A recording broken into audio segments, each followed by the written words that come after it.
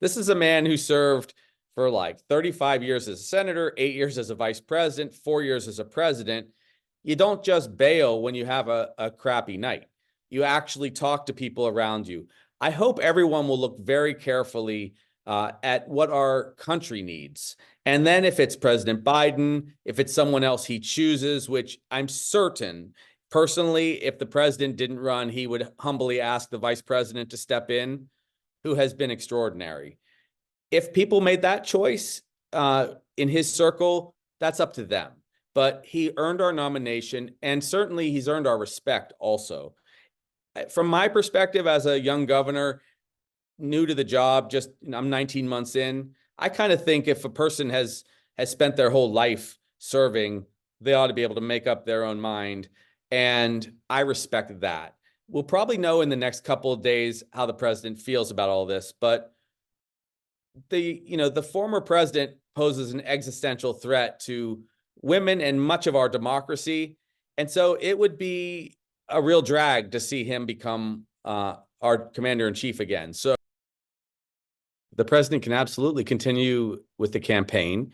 It has actually gotten surprisingly closer in some ways based on some polls, but the president will have to make that decision no matter what. He has earned the nomination. He's earned our respect over many decades. He's actually done great for the last 3.5 years.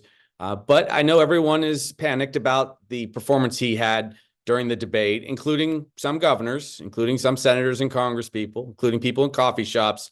At the end of the day, he and Jill, who is extraordinary, will make that decision with their inner circle and with the vice president. And I asked if the president was okay, and to share with us, what the scoop was. He made that self-deprecating joke, which, just for the record, it was absolutely a joke. And in order to make a self-deprecating joke, you have to have intact cognitive function, period. So it was obviously a joke, and much of America does need to lighten up when that kind of thing happens. But it's much better than what you would hear from Mr. Trump, which would be something along the lines of, Trump has a great brain, Trump can beat any MRI scan, Trump got cleared in the third person.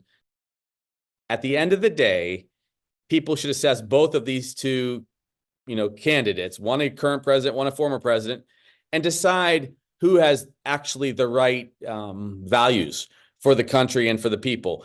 It's totally possible that if the president looks into his soul and feels that he can't win this election, it's totally possible he'll make a different decision. But it won't be based on one night and a debate. It would have to be based on what he feels he can give to the country.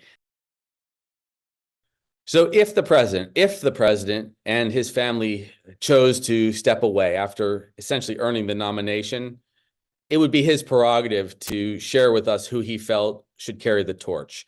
And keep in mind that the president has been essentially running as a ticket with Kamala Harris for these many, many months. And of course, since the last election. I think it's very clear that the Democratic Party would be ecstatic overall to have the president designate his vice president if it came to that. She is a powerful person. She is also a thought-leading woman. She's an African-American who was Attorney General.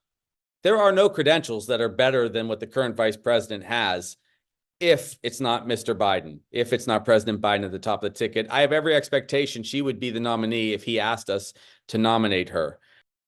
A lot of these leaks that come out, they don't have the full context. Like when he made the contextual comment about his brain, it was a joke. When he made the contextual comment about not being out late, it's because he's then got to get back on a plane, fly back to the White House, get in at midnight, probably start in again at 4:30 in the morning. I don't know anybody who will function well on that little sleep. I think the president stays in this race unless he feels that it is not winnable, or he feels that he has to hear other voices that are in his inner circle that he shouldn't run.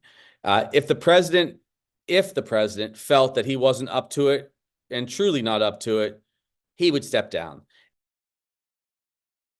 I'll just say this, just to put it out there in broad terms. I've had a lot of time to see the president. most of the time, 99.9% of the time, he's been fantastic. And we all have a day here or there where you're not going to be good. That's reality. This president is very different than former President Trump as far as what he has to offer. So judge him that way.